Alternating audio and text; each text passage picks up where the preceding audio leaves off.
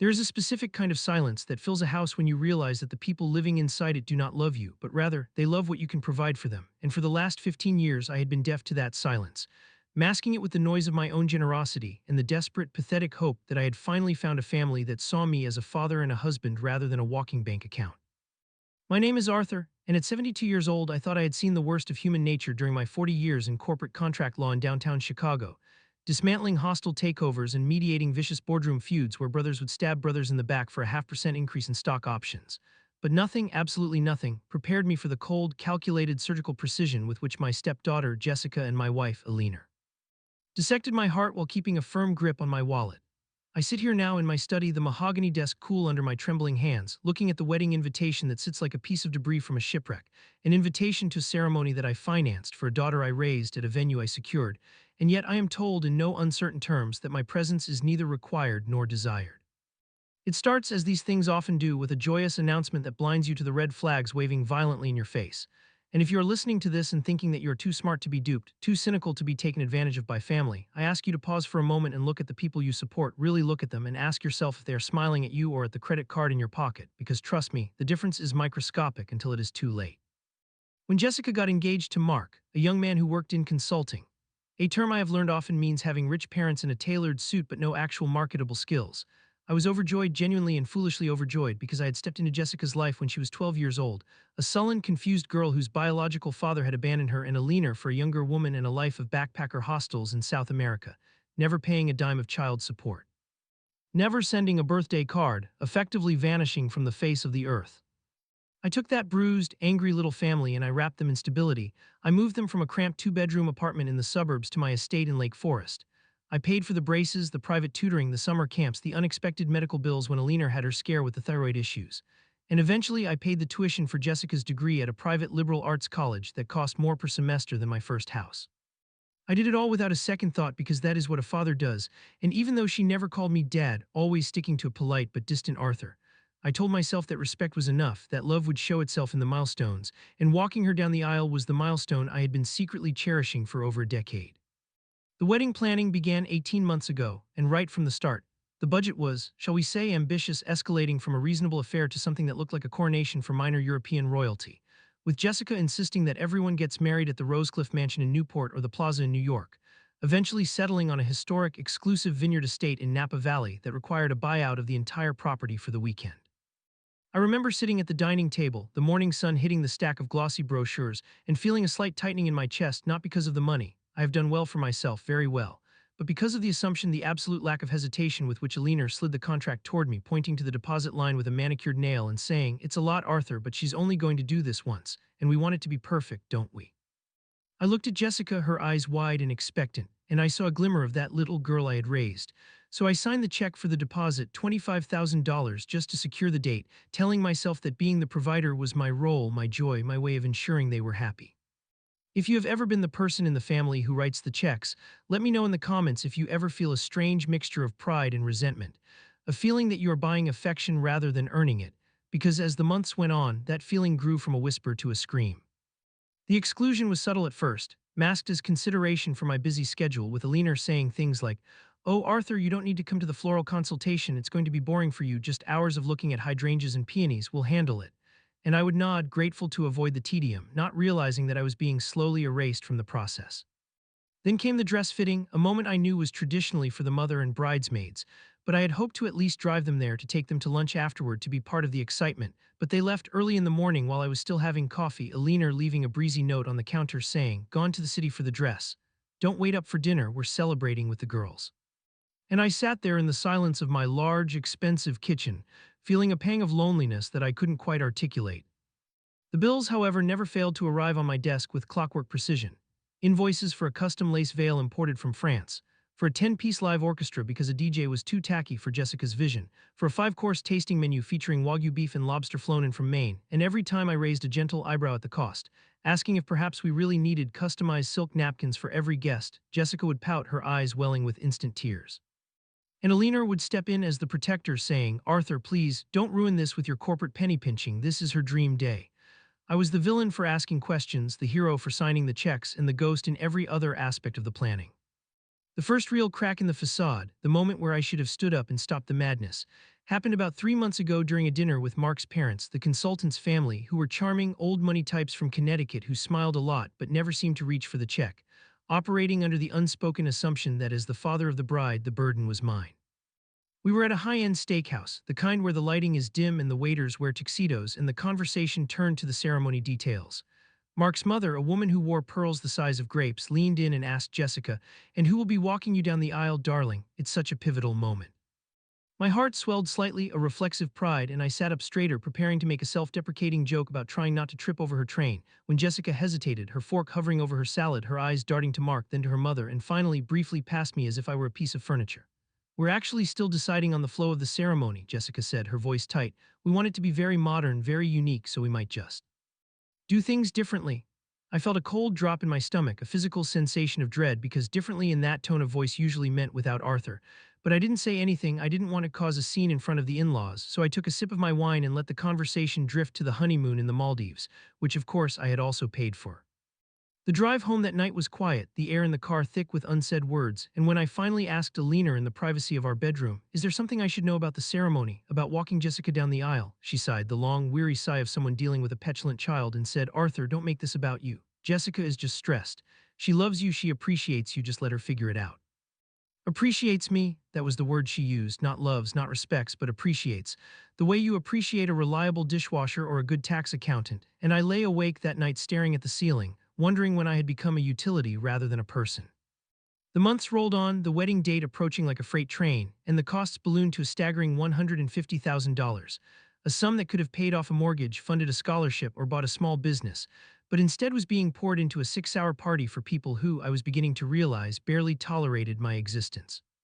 The breaking point, the moment the glass house shattered, came this morning, 1 week before the wedding, the final payments having all cleared my bank account yesterday, the caterer, the venue, the florist, the planner, all paid in full, non-refundable, locked in. I was in my study organizing my files when I overheard Jessica and Alina in the sunroom, the door slightly ajar, their voices carrying down the hallway because they thought I had gone to the golf club. "I just don't know how to tell him, Mom," Jessica was saying, her voice not stressed but annoyed. "It's going to ruin the aesthetic. I mean, look at him, he's so stiff, and Mark's dad is so photogenic, and honestly, if my real dad could make it, that would be one thing, but having Arthur walk me, it feels like a business transaction. It just doesn't fit the vibe we're going for." I froze, my hand hovering over a stapler, my breath caught in my throat.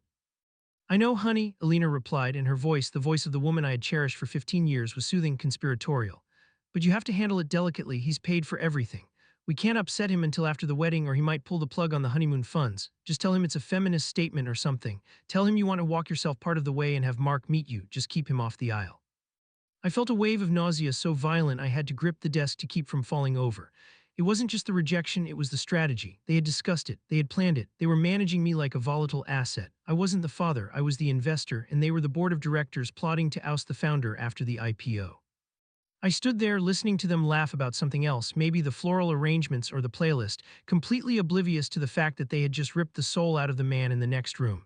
I didn't confront them immediately. I couldn't. I was in shock, a state of numbness where the brain refuses to process the trauma. So I quietly gathered my keys and left the house, driving aimlessly for hours, watching the suburbs give way to the city and then the country, my mind replaying every interaction of the last 15 years, looking for the signs I had missed. Had they always been this way? Had I been blind, or had I simply been so desperate for a family that I allowed myself to be bought? I stopped at a coffee shop, sat in a corner, and that's when my phone buzzed. It was an email from the wedding planner, a cheerful, bubbly woman named Sarah who had no idea of the dynamics at play. "Hi Arthur, just finalizing the seating charts for the reception. Jessica sent over the latest revision and I just wanted to double check something. I see you've been moved from table 1 family to table 9 extended guests. Is that correct?" Usually the father of the bride sits at the head table or the immediate family table. Just wanted to make sure it wasn't a typo. I stared at the screen, the pixels burning into my retinas. Table 9. Table 9 was near the kitchen doors. Table 9 was where you put the distant cousins and the coworkers you felt obligated to invite. Table 9 was exile. My hands shook as I typed a reply, "Please send me the full seating chart." A minute later, the PDF arrived.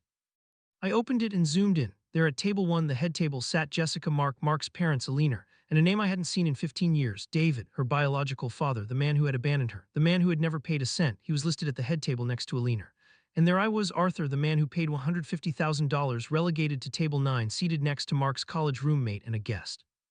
The audacity was so breathtaking, so absolute that the numbness vanished, replaced by a cold, hard rage that felt like steel hardening in a forge. I drove home, the engine of my car roaring, mirroring the turmoil inside me.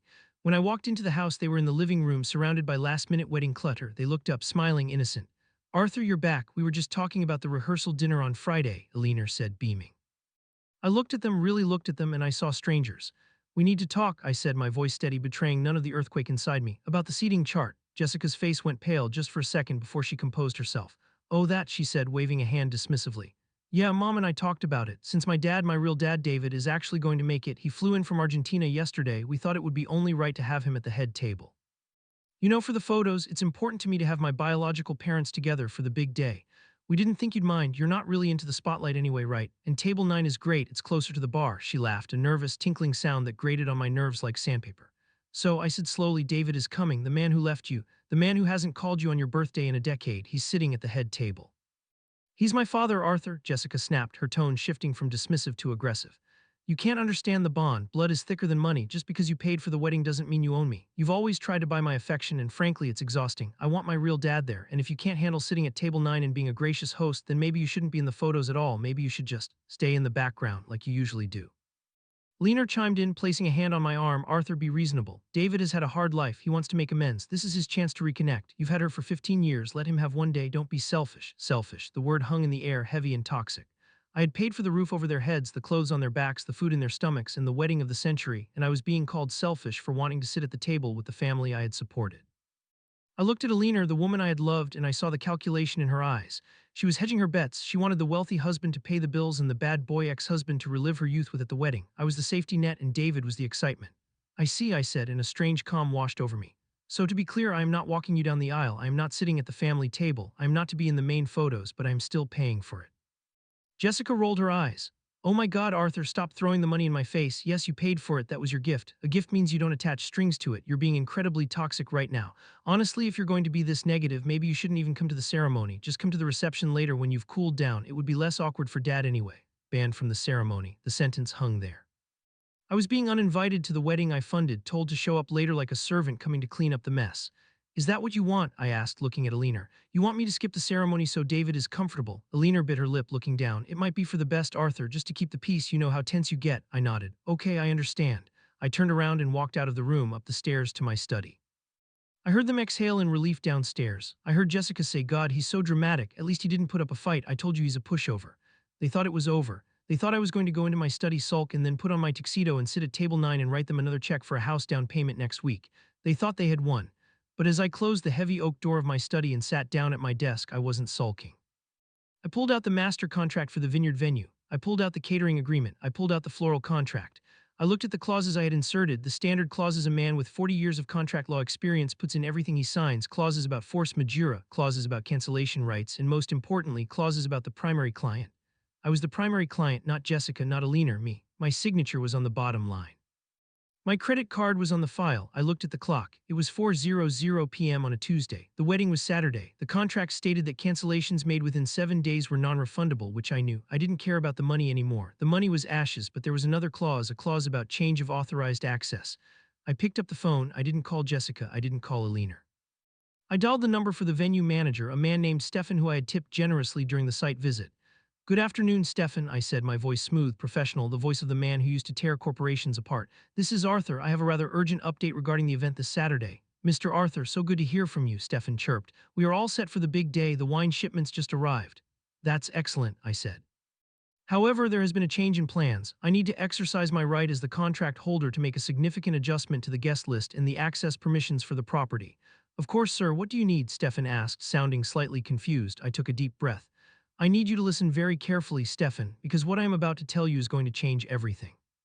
Pause for a moment and ask yourself, if you were in my shoes holding the phone knowing that what you are about to do will burn every bridge you have built for 15 years, would you do it?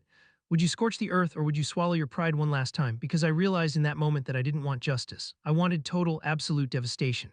"Stefan," I said, "I am not just changing the guest list. I am calling to inform you that the event is officially canceled." There was a silence on the other end so profound it felt like the world had stopped turning. "Cancelled, sir, but it's in 4 days, it's fully paid, it's non-refundable." "I am aware," I said coldly. "Keep the money, keep the deposit, pay your staff, donate the food to a shelter, but under no circumstances are Jessica, Alina, or anyone associated with the wedding party to be allowed onto the premises.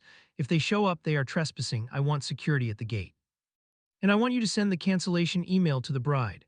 Right now." I placed the receiver back in its cradle, the plastic feeling cool against my sweating palm, and for the first time in 15 years, the silence in the house didn't feel lonely. It felt like the calm before a nuclear detonation, a heavy, static-charged atmosphere that precedes the moment the shockwave hits and flattens everything in its path. I stood there for a moment, my heart hammering against my ribs not out of fear, but out of a strange, intoxicating mixture of adrenaline and grief, realizing that I had just detonated the life I had built with my own hands. And the strangest part was that I didn't feel guilty, I felt light, as if a heavy coat made of lead had suddenly slipped off my shoulders. But I knew I couldn't be there when the email landed in Jessica's inbox because the explosion would be visceral, messy, and likely violent. And while I wanted them to suffer, I didn't want to be the immediate target of their shrieking hysteria. Not yet. Not until I had gathered the rest of the ammunition I needed to bury them completely. I walked out of the study and down the hallway, my footsteps muffled by the Persian runners I had bought for Alina's 50th birthday, another unappreciated gift thrown into the void, and I called out, my voice practicing the deception I would need to maintain for just a few more hours. Alina, Jessica, I shouted up the stairs, injecting a tone of frantic urgency into my voice. I have a crisis at the firm. Merger in London is imploding, I have to go to the office immediately and I might have to fly out tonight. It was a lie, of course. I had been retired for 2 years, retaining only a ceremonial title as senior partner emeritus, but they paid so little attention to my actual life that they likely didn't even remember I didn't handle active mergers anymore. Alina popped her head out of Jessica's bedroom, holding a veil up to the light, her face a mask of mild annoyance at being interrupted. Now, Arthur, really, we have the final catering count due in an hour and Mark needs you to sign off on the liquor upgrade. I can't, I yelled back, grabbing my briefcase and throwing in my laptop, a spare checkbook, and the hard drive I kept my personal encryptions on. This is a $10 billion deal, Alina. If I don't fix this, the firm loses its biggest client. I'll stay at the city apartment tonight if it runs late. Don't wait up. I didn't wait for an answer. I just turned and walked out the front door, the heavy oak slamming shut behind me with a finality that echoed in my bones. As I backed my Mercedes out of the driveway, I looked up at the window of Jessica's room and saw them, two silhouettes against the light, laughing, completely unaware that the ground beneath them had already been liquefied. I didn't go to the office. Instead, I drove 20 miles south to the Ritz-Carlton, a place where the staff knew me by name and where discretion was part of the furniture, and I checked into a suite on the top floor, a room with a view of the skyline that felt like a fortress. I set up my command center at the desk, laptop open, phone plugged in, a bottle of scotch uncorked, and then I opened the app on my phone that controlled the smart home system I had installed 6 months ago. They had mocked me for it at the time, Alina calling it Arthur's paranoid little toy. But they didn't know that I had installed high-definition cameras not just at the front door, but in the living room, the kitchen, and the hallway, cameras that recorded audio with crystal clarity. I put on my noise-canceling headphones, took a sip of the scotch, and tapped into the living room feed just as the email from Stefan must have hit. I watched in real time on the small screen as the tragedy unfolded like a silent film that I could turn the volume up on. Jessica was on the sofa, scrolling through her phone, probably looking at Instagram, when suddenly she stopped, her face going slack, her mouth opening in a perfect O of confusion. She blinked, rubbed her eyes, and read it again. Then the scream came. It was a primal, piercing shriek that distorted the audio on my headphones, a sound of pure entitlement being denied. Mom, Mom. Oh my God, Alina came running in from the kitchen, a glass of wine in her hand. What is it? Did the dress rip? The venue, Jessica screamed, throwing her phone onto the plush carpet I had paid for. Stefan sent an email. He says the event is canceled. He says security is being posted. He says it's over. Alina froze, the wine sloshing over the rim of her glass. What? That's impossible. We paid them yesterday. Arthur paid them. Read it. Jessica yelled, pointing at the phone. Alina picked it up, her eyes scanning the text, her face draining of color until she looked like a wax figure. Due to direct instruction from the contract holder, event canceled, strictly no access. She read the words out loud, her voice trembling. The contract holder, that's Arthur. Why would he do that? Jessica shrieked, standing up and pacing frantically. He was just here, he said he was going to work. He didn't seem mad, he's senile, he must have clicked the wrong button or something. Call him, Mom, call him right now. I watched my own phone light up on the desk at the Ritz. Wife was calling, I let it ring once, twice, then it went to voicemail. On the screen, Alina was frantically tapping her screen. He's not picking up, he said he was in a meeting. Call the office, Jessica screamed. Call his secretary, fix this. He doesn't have a secretary anymore, Jessica, he's retired. Alina snapped, the stress causing the mask to slip. God, he's such a useless old fool, how could he mess this up? It has to be a mistake, maybe his credit card bounced, maybe he's broken, didn't tell us. That comment stung. The assumption that my competence was the issue, that I had failed them rather than the possibility that they had pushed me too far. I'm calling Stefan, Alina said, switching to speakerphone. I heard the ringtone echo in the living room. Stefan, this is Alina. We just got a bizarre email. Obviously, it's a hacking attempt or a glitch. We need to clear this up immediately. I leaned in, holding my breath. Stefan was a professional, but he was also a man who respected a direct order from the person signing the checks. Stefan's voice came through the speaker, tinny but firm.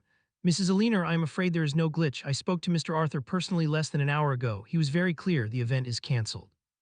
The funds are being retained as per the cancellation policy. I have strict orders not to discuss this further. Click, the line went dead, the silence in the living room was total. Jessica looked at her mother, her eyes wide with a terror that was deeply satisfying to watch. He did it, she whispered. He actually did it. Why? Because of the seating chart, because of Dad. He's a monster. How could he do this to me? It's my week. He's throwing a tantrum, Eleanor said, her voice turning icy, a tone I had never heard her use about me before.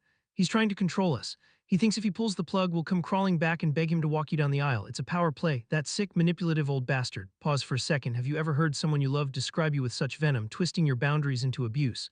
It's a moment that changes your DNA. Wasn't the manipulator, I was the ATM that had finally displayed an out-of-service message and they were kicking the machine. What do we do? Jessica sobbed. Mark's family is flying in tomorrow. The press notice is out. I can't cancel. I'll be a laughingstock. We don't cancel, Eleanor said, her eyes narrowing. We fix it. We pay for it ourselves. We'll sue Arthur later for emotional distress. How much is the venue? It was $50,000 for the balance, Jessica sniffled, plus the catering. Eleanor said, marching over to her purse.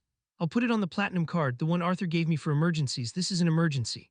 I smiled in my hotel room, the platinum card, the one with the $50,000 limit. I picked up my phone and opened the banking app. I had already frozen my primary cards, but I had left that one active just for this moment. I wanted to watch the hope ignite and then extinguish. I watched on the camera as Eleanor dialed the venue back. Stefan, she said, her voice dripping with fake sweetness.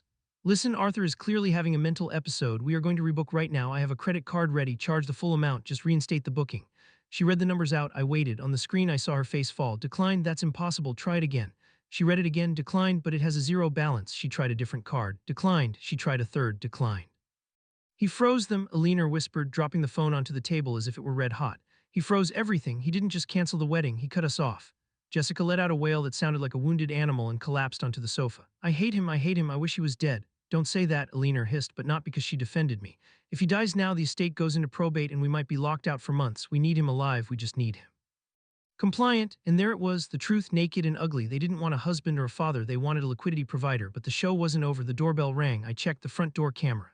It was a man in a leather jacket carrying a duffel bag with slick-back gray hair and a face that had once been handsome but was now puffy from years of cheap wine and bad decisions. David, the biological father, the man who was supposed to sit at the head table. I switched back to the living room feed. Jessica wiped her tears and ran to the door. Daddy, she cried, throwing it open. David walked in, dropping his bag on the floor, my floor, and hugged her. Hey, princess, I got an Uber from the airport. The guy smelled like onions, terrible service. Where's the scotch? I need a drink. He walked into the living room, looking around with a sneer. So this is the castle Arthur built, huh? A bit gaudy, isn't it? Lots of money, no taste. Eleanor walked over and kissed him on the cheek, a kiss that lingered far too long, a kiss that was intimate, familiar. David, she said softly, we have a problem, a big problem. What, the old man finally kicked the bucket? David laughed, heading straight for my bar cart and pouring himself a generous glass of my 25-year-old Macallan. No, Eleanor said. He canceled the venue and he froze the cards. He knows something or he's just lost his mind. David took a sip, grimacing. Well, that complicates things. I was counting on that open bar and you know the loan you promised me. What loan? Jessica asked, looking up. The investment, Eleanor corrected quickly, shooting David a warning look. For David's business in Argentina. Yeah, the empanada empire, David chuckled. Look, Ellie, if he's cutting the cords, we need to move fast. Did you get the papers signed? Not yet, Eleanor said, pacing again. He was supposed to sign the updated trust documents next week, the ones that grant me power of attorney if he becomes incapacitated. I was going to use the stress of the wedding to get him to sign, tell him it was just insurance stuff.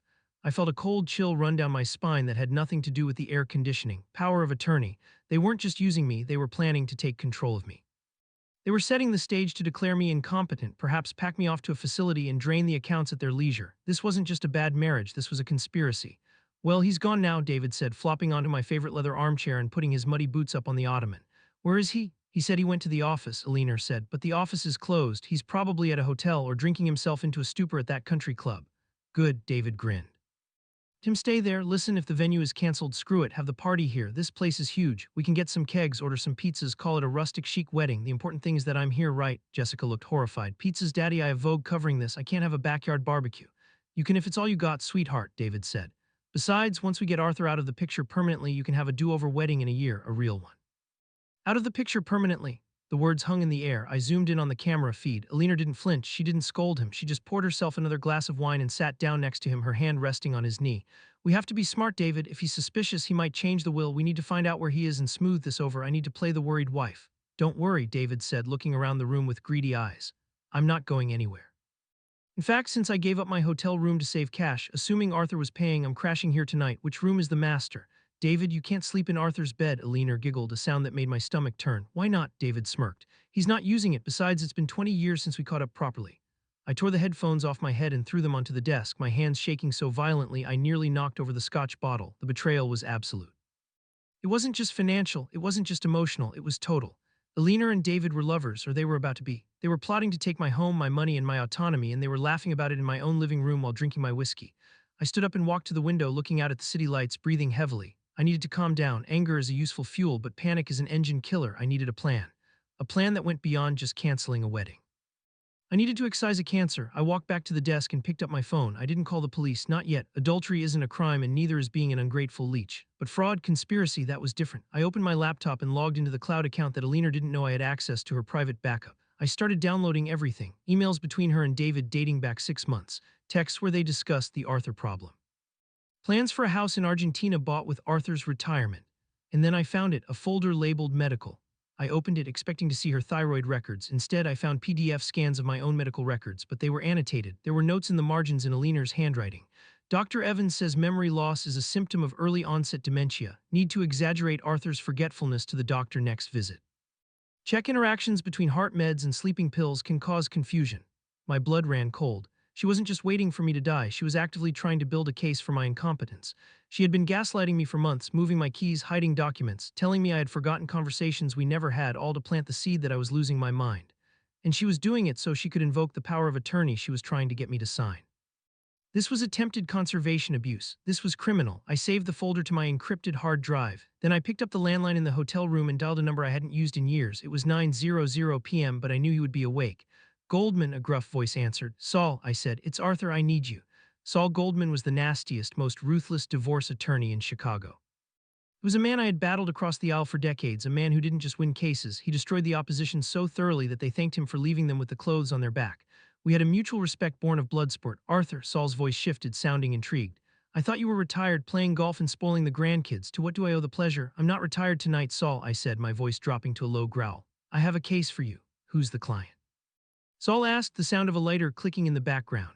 Me, I said, I want to file for divorce immediate, and I want a forensic accounting of the last 5 years. And Saul, I want to evict 3 people from my property tomorrow. 3, Saul asked. Who's the third? The boyfriend, I said. He's currently drinking my scotch and trying to sleep in my bed. Saul let out a low whistle. Oh, Arthur, you know I charge double for rush jobs. I'll pay triple, I said, but there's a catch.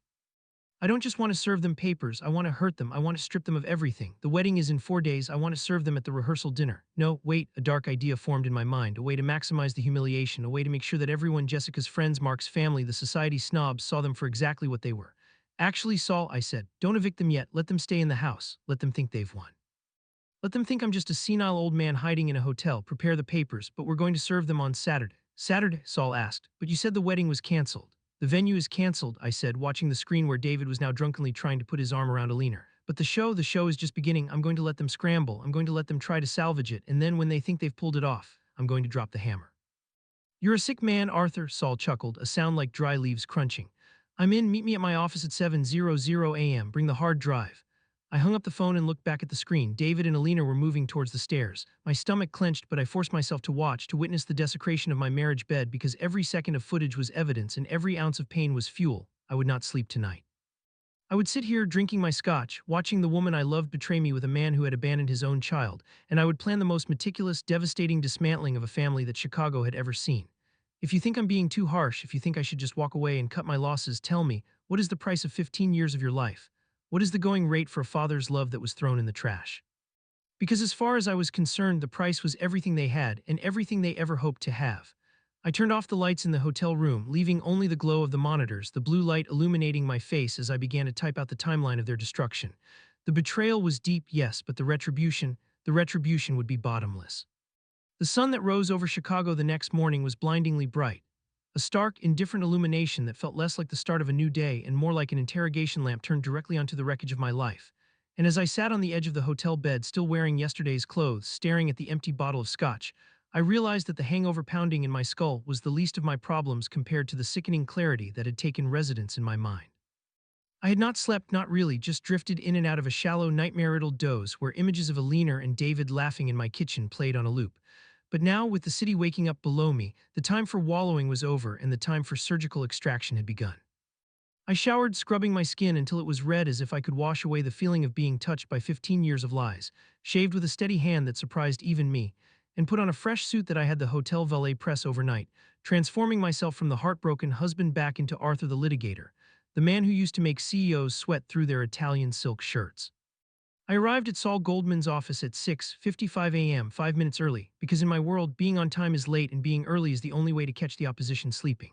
Saul's office was exactly as I remembered it, a cavern of dark wood and leather that smelled of cigars and expensive settlements, located in a brownstone that looked respectable on the outside but housed the most vicious legal minds in the city on the inside.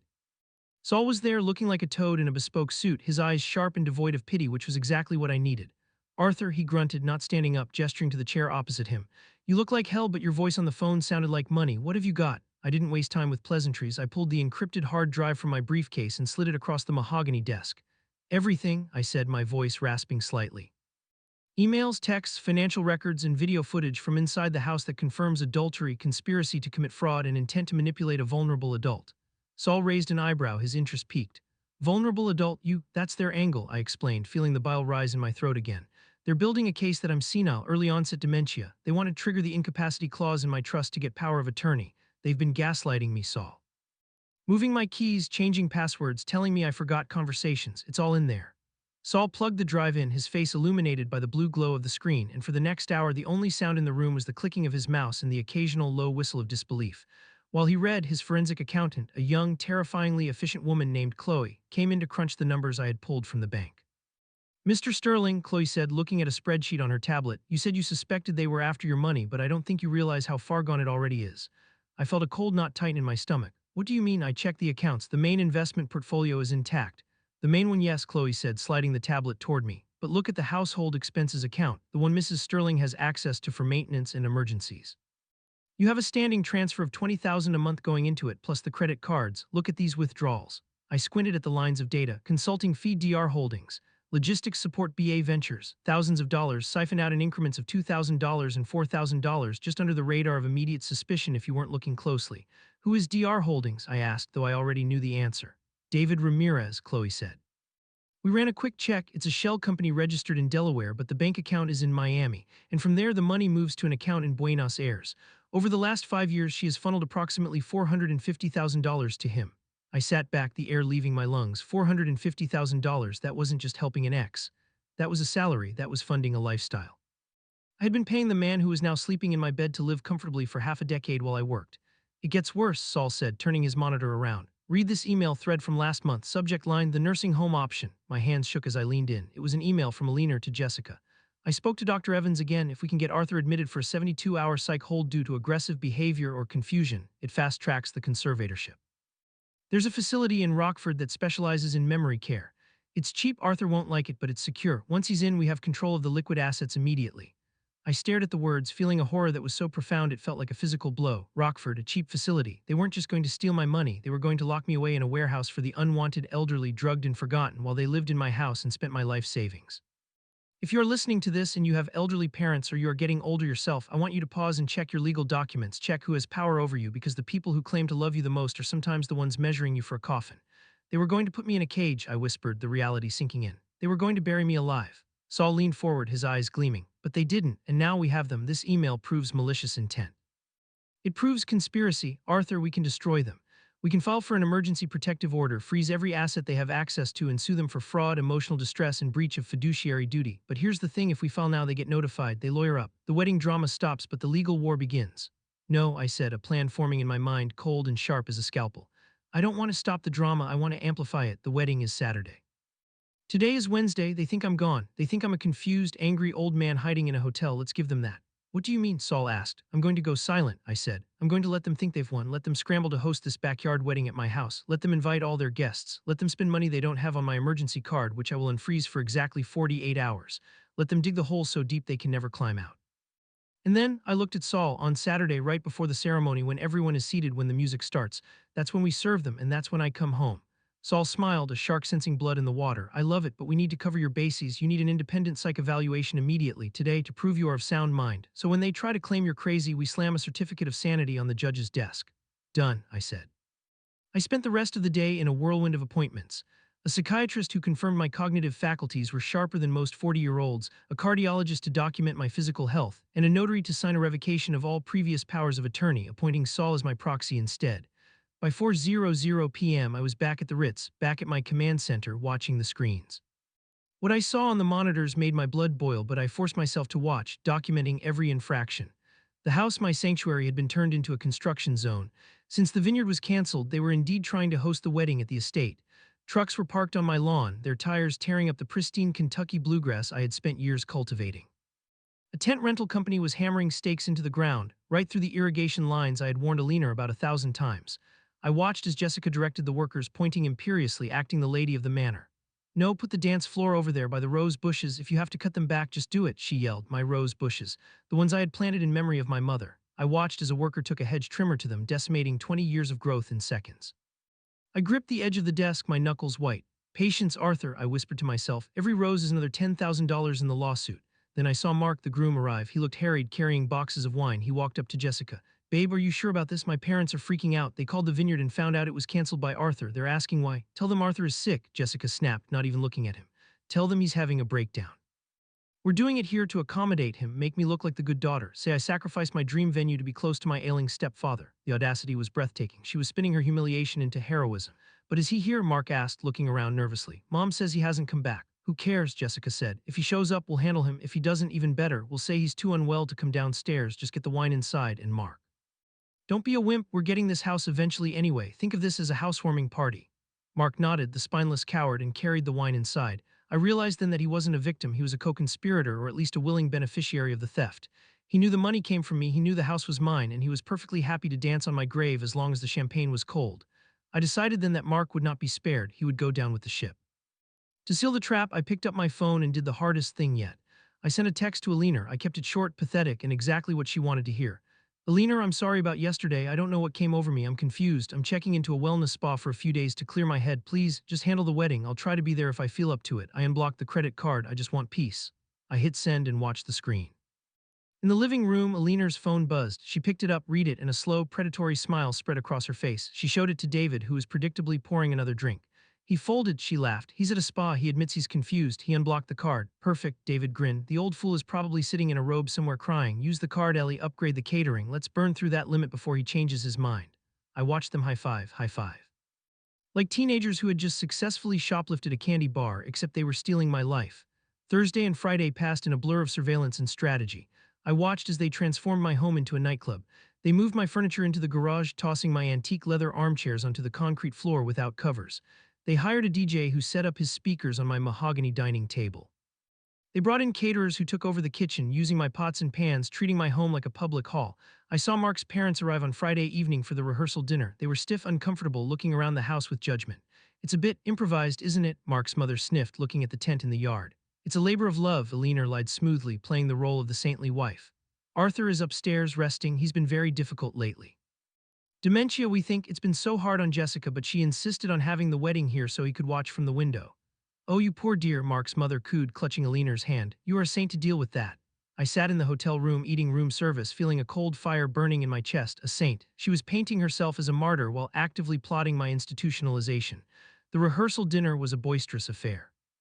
David was acting as the host, pouring drinks, slapping Mark on the back, acting like the lord of the manor. He even gave a toast. "To the happy couple," he slurred, raising a glass of my best vintage Bordeaux. "And to family, the ones who stick by you, unlike some people who just write checks and disappear." The room laughed. They laughed at me in my own house. I zoomed in on Jessica's face. She was glowing, triumphant. She thought she had pulled it off. She thought the Arthur problem was solved. She had no idea that Saul Goldman had just texted me. "Papers are ready. Sheriff's deputies are secured for Saturday, 4:00 p.m. We are locked and loaded." I slept soundly on Friday night. It was the deep, dreamless sleep of a general on the eve of battle, the sleep of a man who knows that the uncertainty is over and only the execution remains. Saturday morning, the day of the wedding, dawned with a cruel beauty, the sky a perfect, cloudless blue. I watched the cameras as the house exploded into activity. Makeup artists, hairstylists, florists running everywhere. Jessica was screaming at a bridesmaid because her dress was slightly wrinkled. Alina was arguing with the caterer about the lobster tails. David was nowhere to be seen, likely sleeping off the hangover in the guest room. I dressed slowly, methodically. I chose a charcoal gray suit, a crisp white shirt, and a dark blue tie, authoritative, severe, powerful. I wasn't dressing for a wedding, I was dressing for court. I checked out of the Ritz at 2:00 p.m. The ceremony was scheduled for 4:00 p.m. I drove to the staging area we had agreed upon, a parking lot of a supermarket 2 miles from my house. Saul was there, leaning against his Porsche, looking like he was about to enjoy a very expensive show. Beside him were two sheriff's deputies and a private process server named Mike, a man the size of a refrigerator. Ready? Saul asked. Ready, I said. What's the timeline? Guests are arriving now, Saul said, checking his watch. Ceremony starts in an hour. We roll in at 4:10 p.m., right when they ask if anyone has any objections. Cliché, I said, but effective. Wait, I added, looking at the live feed on my phone. There's a change. I watched as the guests began to fill the white folding chairs set up on my lawn. There were about 100 people. Mark's family, Jessica's friends from college, Alina's socialite circle. And there, sitting in the front row in the seat reserved for the father of the bride, was David. He was wearing a tuxedo that looked suspiciously like one of mine. I checked the fit. Yes, the sleeves were slightly too long. He had raided my closet, but that wasn't the change. The change was what Jessica was doing. She was standing at the back of the aisle, hidden by a screen, talking to the officiant. I turned up the volume on the nearest camera. We're going to skip the giving away part, Jessica was saying. I'm just going to walk with David and he'll sit down, and can we speed up the vows? We're running late. Sure, the officiant said. And do we mention Arthur? The program says. No, Jessica cut him off. Don't mention Arthur, just say on behalf of the family. He's not having a good day. We don't want to bring down the mood. She was erasing me completely. Not even a mention. I was the ghost who paid the bills. Okay, I said to Saul, let's go, but I want to enter through the back, through the kitchen. I want to see Alina's face before I walk out onto that lawn. We drove in a convoy, my Mercedes, Saul's Porsche, and the sheriff's cruiser. We parked down the street to avoid alerting the valet. We walked up the driveway, the sound of a string quartet playing Pachelbel's Canon drifting on the breeze. It was a surreal moment, walking toward my own home, hearing the music of a celebration I was banned from, accompanied by law enforcement. We reached the back door. It was unlocked, naturally. The caterers were frantic, plating appetizers. They didn't notice us. We moved into the hallway. I could hear the officiant starting. Dearly beloved, we are gathered here today. I signaled the deputies to wait in the hall. Saul and I walked into the kitchen. Alina was there, holding a glass of champagne, watching the ceremony through the window with a look of smug satisfaction. She was wearing a dress I had bought her in Milan, diamonds I had given her for our 10th anniversary. She looked beautiful, and I felt nothing but a cold, hard resolve. She sensed someone behind her and turned around. The smile dropped from her face so fast it was almost comical. The glass slipped from her fingers and shattered on the tile floor, the sound sharp and violent. She whispered, her face going pale as a sheet. What are you doing here? You're supposed to be at the spa. I checked out, I said, my voice calm, filling the room, and I brought some friends. I stepped aside and the two uniformed deputies stepped into the kitchen, followed by Mike, the process server, holding a thick stack of documents. Alina backed up against the counter, her hands trembling. Arthur, please, not now, not today, you'll ruin it. Ruin it? I asked, stepping closer, looming over her. Alina, you ruined it the moment you decided to invite your lover to sleep in my bed. You ruined it when you tried to diagnose me with dementia. You ruined it when you stole $500,000 from me. Her eyes widened. You know, I know everything, I said, and now everyone else is going to know too. Please, she hissed, grabbing my arm, her nails digging in. David is out there. Mark's parents are out there. Just wait until tomorrow. I'll do whatever you want. I'll sign whatever you want. Just don't go out there. It's too late for deals, Alina, Saul chimed in, checking his watch. The bride is walking down the aisle. It's showtime. I pulled my arm away from her grip with a disgust I didn't bother to hide. Deputies, I said, secure the perimeter. I'm going to stop a wedding. I turned and walked toward the French doors that opened onto the lawn. Through the glass, I could see Jessica halfway down the aisle, clutching David's arm. They looked happy, they looked triumphant. I placed my hand on the door handle. This was the moment. The moment the silence ended, the moment the ATM fought back. I took a deep breath, turned the handle, and threw the doors open. The sound of the latch clicking was drowned out by the music, but my presence was not. I stepped out onto the patio, the afternoon sun hitting me, casting a long shadow over the guests. Stop, I bellowed, my voice projecting with the courtroom boom I hadn't used in years. Stop this wedding. The music died instantly. The string quartet screeched to a halt. Every head in the audience turned. Jessica froze mid-step. David looked up, his eyes wide with panic. The silence that followed was absolute, heavy and delicious. Arthur, Jessica stammered, her voice trembling. What are you doing? Go back inside. You're sick. I am not sick, I roared, walking down the steps, marching toward the aisle. But I am finished. Finished paying for this charade. Finished paying for that dress. And finished paying for the man on your arm to sleep with your mother. A collective gasp went through the crowd like a shockwave. Mark's mother put a hand to her mouth. The officiant looked like he wanted to vanish. You're lying, Alina screamed, running out from the house trying to grab me. He's having an episode, don't listen to him, it's the dementia, is it? I asked, stopping in the middle of the aisle, pulling the hard drive from my pocket and holding it up like a weapon. Because I have the videos, Alina. I have the bank transfers and I have the eviction notice. I turned to the process server. Serve them. Mike stepped forward, walking right up to David and Jessica. He shoved a stack of papers into David's chest. David Ramirez, you're served. Lawsuit for fraud and alienation of affection. He turned to Alina. Alina Sterling, you're served. Divorce papers, freezing order, and immediate eviction notice. He turned to Jessica. And Jessica, you are served. Notice to vacate the premises. You have 30 minutes to get off the property. Jessica looked at the papers, then at me, her face crumbling. You can't do this. It's my wedding day. It's not your wedding day, I said, my voice dropping to a deadly calm. It's an active crime scene and it's over. I looked at the crowd, at the shocked faces of the elite.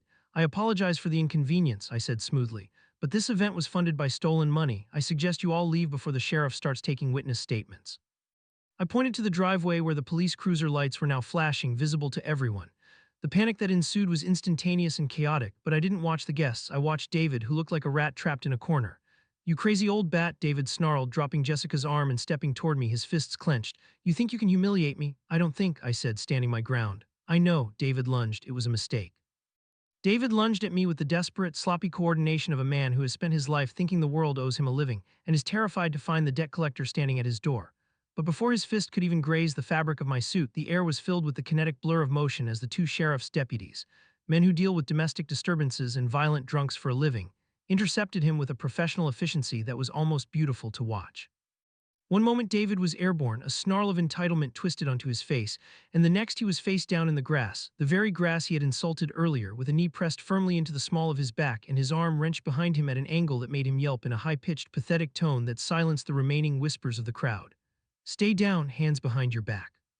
The deputy shouted, the snap of handcuffs clicking into place echoing across the garden like the final gavel strike in a murder trial. And I stood there unflinching, not moving an inch, watching the man who had slept in my bed and drunk my scotch being neutralized like the threat he was. Alina screamed, a sound that wasn't born of concern for David but of pure unadulterated terror for herself, and she scrambled toward the deputies, her heels sinking into the soft turf, her designer dress, paid for by me, fluttering around her legs. Stop, you're hurting him, he's a guest. This is my husband's doing, he's mentally unstable, arrest him. She shrieked, pointing a trembling finger at me, trying one last time to wield the weapon of gaslighting that had served her so well for months. But the deputies didn't look at her. They looked at me, the man in the calm gray suit standing next to the lawyer, the man whose name was on the deed. Mr. Sterling, do you wish to press charges for assault? The deputy holding David down asked, looking up at me with a nod of recognition, acknowledging the hierarchy of the situation. I looked down at David, whose face was pressed into the dirt, spittle flying from his lips as he cursed my name, and then I looked at Alina, whose eyes were wide with the realization that her narrative was crumbling in real time. Yes, I said, my voice steady and loud enough for Mark's parents in the front row to hear. I want to press charges for assault. I also want him removed for trespassing, and while you have him, check his pockets. I believe he is wearing my cufflinks and carrying the keys to a vehicle registered in my name.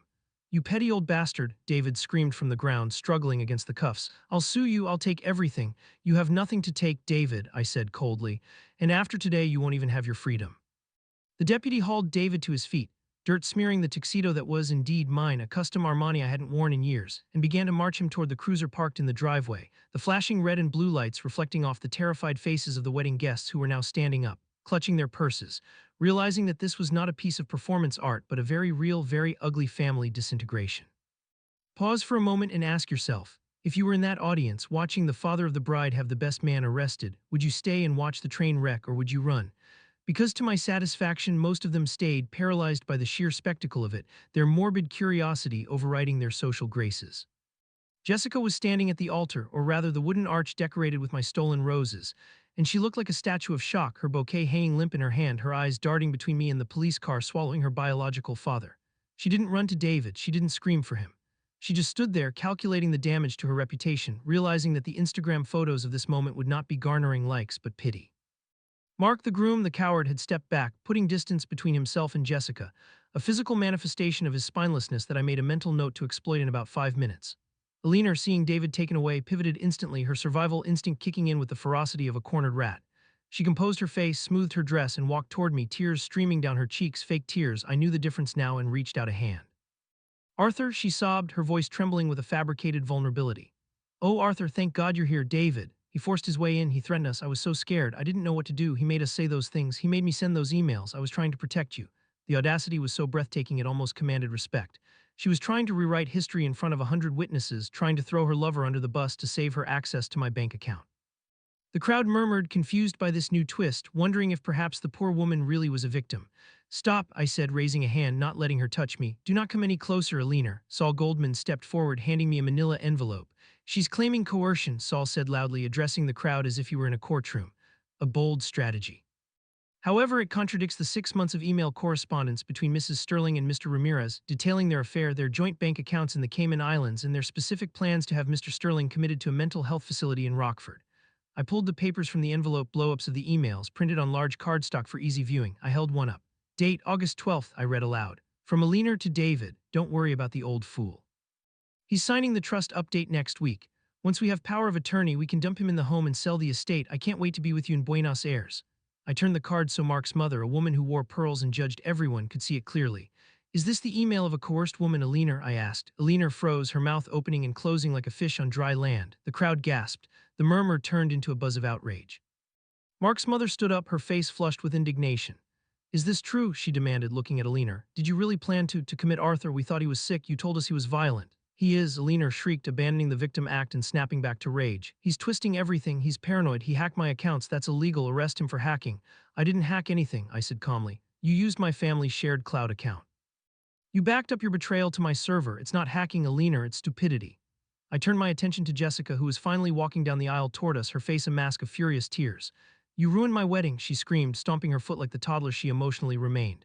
I don't care about the emails. I don't care about David. This is my day. You have humiliated me in front of everyone I know. Look at this. She gestured to the chaotic scene. Who does this? What kind of father destroys his daughter's happiness because of money? I am not your father, I said, the words tasting like ash and iron in my mouth. I have tried to be. For 15 years I tried, but fathers are treated with respect. Fathers are not banned from walking their daughters down the aisle. Fathers are not relegated to table 9, and fathers are certainly not conspired against to be locked away in asylums. I took a step closer to her, lowering my voice so only she, Mark, in the front row could hear. And as for your happiness, Jessica, let's be clear, you didn't want a marriage. You wanted a coronation. You wanted the photos. You wanted the status. If you loved Mark, you would be marrying him at a courthouse right now, glad to be rid of this toxic mess. But you're not crying about Mark. You're crying about the party. I turned to Mark, who was looking at his shoes. And you, I said, Mark. The consultant, he looked up, his eyes fearful. I didn't know, Arthur. I swear I thought you were okay with the seating, Alina said. Save it, I cut him off. You knew I paid for everything. You knew the house was mine. And yet when they told you I was banned, when they moved my seat, when they replaced me with the man who abandoned her, you said nothing. You went along with it because it was easier, because you're weak. I turned to Mark's parents, the wealthy Connecticut couple who had looked down on me during the dinner. Mr. and Mrs. Henderson, I said politely, I believe you are under the impression that Jessica comes with a substantial dowry, that she is an heiress to the Sterling estate. Mark's father, a tall man with a stiff upper lip, nodded slowly. That was the implication, yes. Well, I feel it is my duty to inform you, I said, that as of 10 minutes ago, Jessica has been disinherited. She has no trust fund, she has no access to my accounts, and the condo in the city she told you she owns, it's in my name and the locks are being changed as we speak. I watched the blood drain from Mark's mother's face. It was cruel, yes, to expose them like this, but I needed to burn the fantasy to the ground. So, I continued, Mark is not marrying an heiress. He's marrying a young woman with a degree in art history that I paid for, 0 assets, and a mother who's currently facing felony fraud charges. I hope their love is strong enough to survive the economy class lifestyle. The silence that followed was heavy, broken only by the sound of the wind rustling the tent flaps. Then Mark's mother turned to her son. Mark, she said, her voice like a whip crack. Get in the car. Mom, Mark squeaked. Now, she said, we are leaving. This is sordid.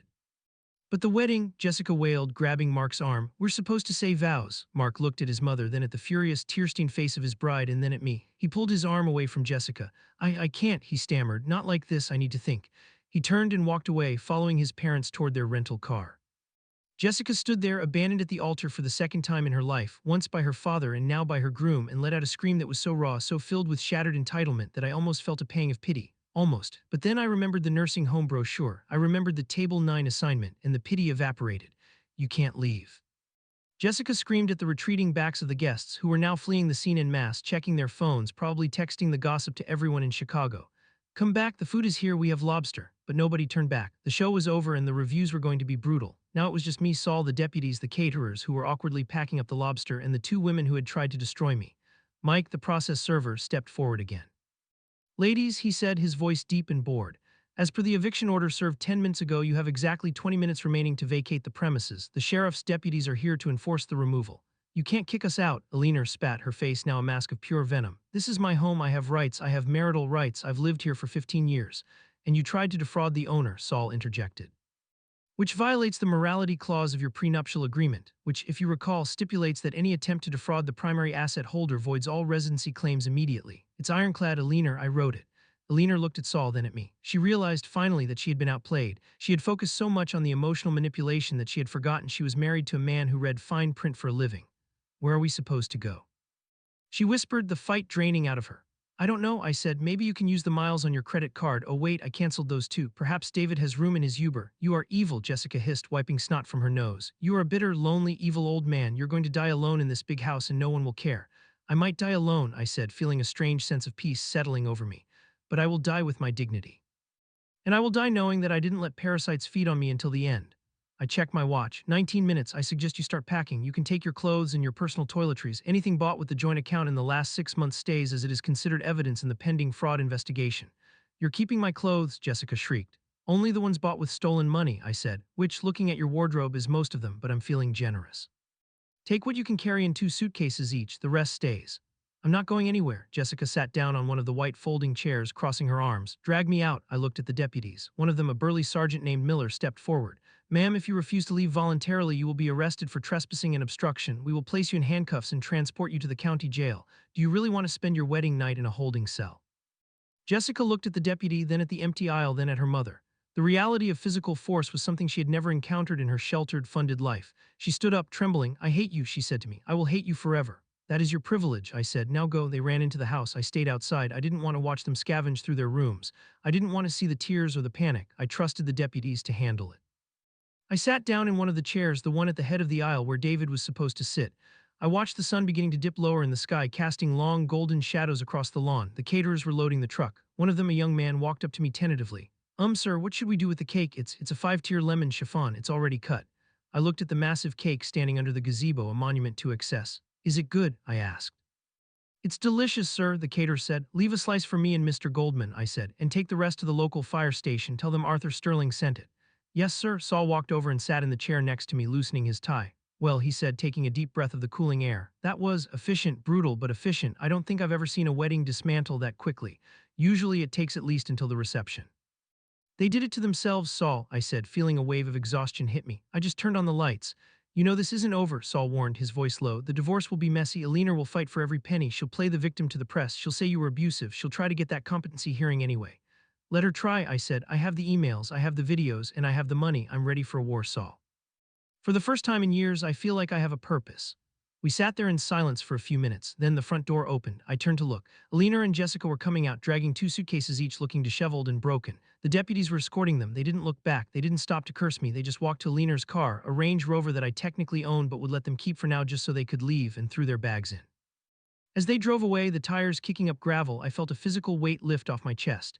The silence returned to the estate, but it wasn't the silence of loneliness anymore. It was the silence of peace. It was the silence of a tumor having been removed. So, Saul said, watching the dust settle, what now? You have a big house, no wife, no daughter, and a reputation as the man who nuked his own family. What's the plan, Arthur? I looked at the empty chairs, the ruined flowers, the fading light. First, I said, I'm going to eat a piece of that cake, then I'm going to sleep for a week, and then I'm going to find out who Arthur Sterling is when he isn't being an ATM machine. Sounds like a plan, Saul said, but just as I stood up to go get the cake, my phone buzzed. I looked at it. It was a text from an unknown number. I opened it. It was a photo of me taken just now, sitting in the chair.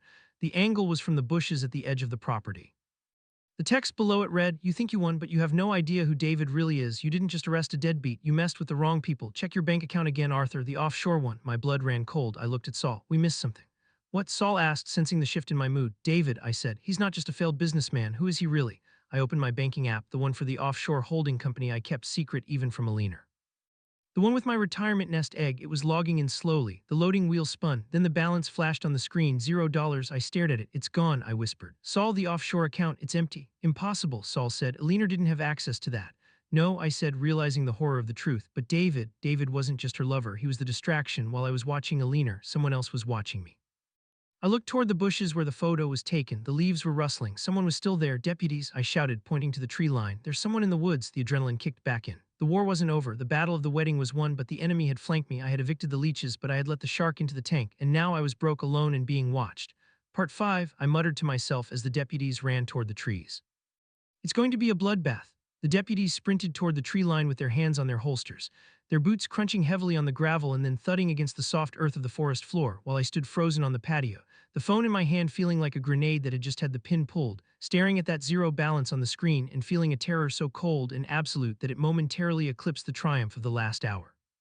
Saul, I rasped, my voice barely audible over the shouting of the officers in the woods. If that money is gone, I'm not just broke, I'm destitute. That was everything. That was the liquidity for the lawsuit, the retirement, the property taxes, everything. Saul, usually the most unflappable man in Chicago, looked pale, his eyes scanning the banking app on my screen with a frantic intensity. It doesn't make sense, Arthur. To drain an offshore account that fast requires high-level clearance. Or a password, did you write it down? Did Alina see it? Never, I said, my mind racing through every possibility. I kept it in a physical notebook in a safe deposit box, and then the realization hit me like a physical blow. David, the cufflinks, the borrowed suit. I had a small emergency notebook hidden in the lining of my favorite tuxedo jacket, the very jacket David was wearing when he was arrested, a notebook I used for travel codes, and in my arrogance I had forgotten it was there because I hadn't worn that tuxedo in 5 years. He has the codes, I whispered. He found the notebook in the pocket. He must have texted them to someone before the ceremony started. Just then, a shout erupted from the woods, got him.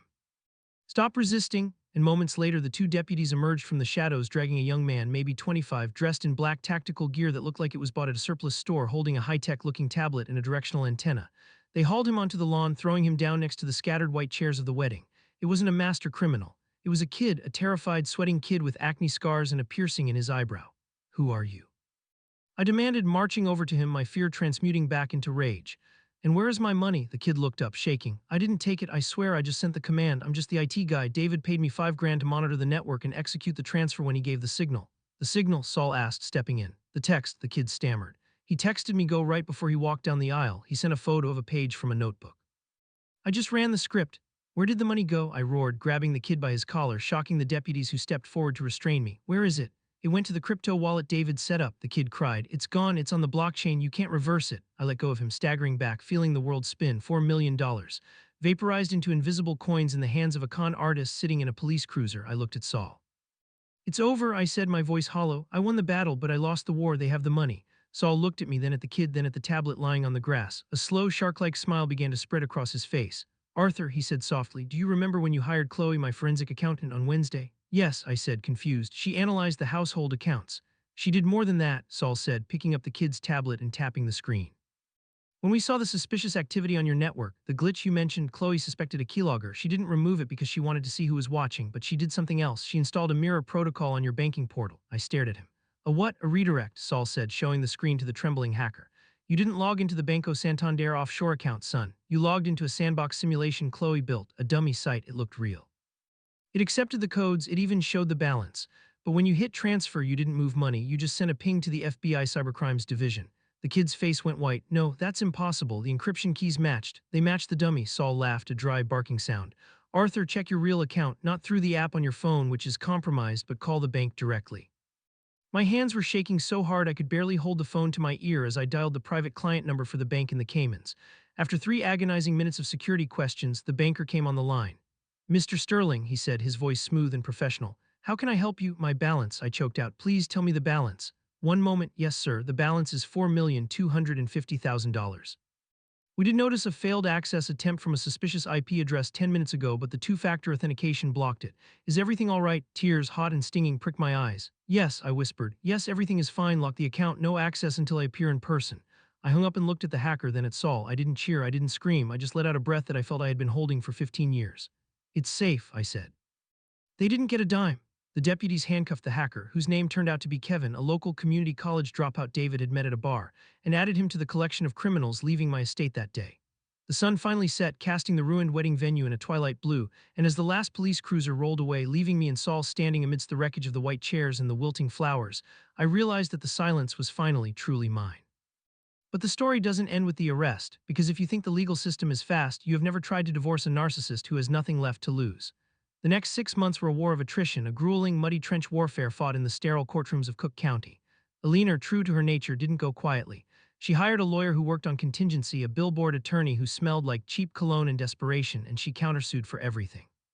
She claimed emotional abuse. She claimed I had entrapped David. She even tried to claim that I had staged the wedding cancellation to inflict PTSD on her. It was absurd, but it was exhausting. I remember sitting in the deposition room across from Alina, who looked 10 years older without her spa treatments and designer makeup. She was wearing a suit from a department store rack, ill-fitting and drab, and her eyes were filled with a hate so pure it was almost radioactive. He tricked me, she told the mediator, pointing a shaking finger at me. He pretended to be senile. He led me to believe I had to take control. I was acting out of love. My lawyer, Saul, didn't even look up from his notes. Mrs. Sterling, he said calmly, we have a video recording of you telling Mr. Ramirez, and I quote, I can't wait until the old bastard is drooling in a cup so we can sell the house. Is that your definition of love? Alina went silent, her jaw tight.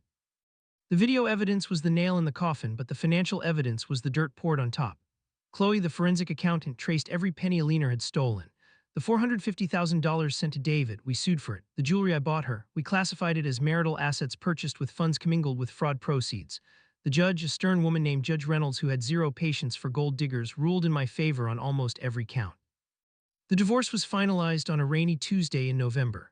Alina walked away with nothing but her personal effects and a small mandated alimony payment that would barely cover the rent on a studio apartment, an alimony payment that would terminate in exactly 3 years, or the moment she cohabitated with another partner.